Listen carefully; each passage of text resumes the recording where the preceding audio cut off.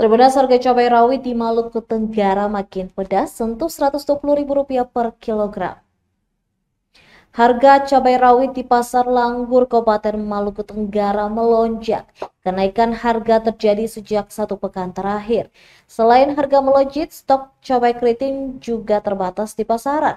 Hal tersebut dijelaskan oleh salah seorang pedagang di Pasar Langgur, Kakak Ebi, saat ditemui Tribun.com Kamis 3 Oktober.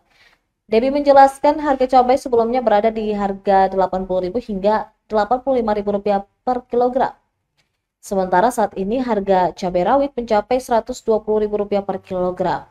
Ia menjelaskan bahwa memang sejak 1 pekan terakhir harga cabai keriting tersebut mengalami kenaikan. Sementara itu lanjutnya untuk komoditas bawang merah seharga Rp40.000 per kilogram dan bawang putih di harga Rp50.000 per kilogram.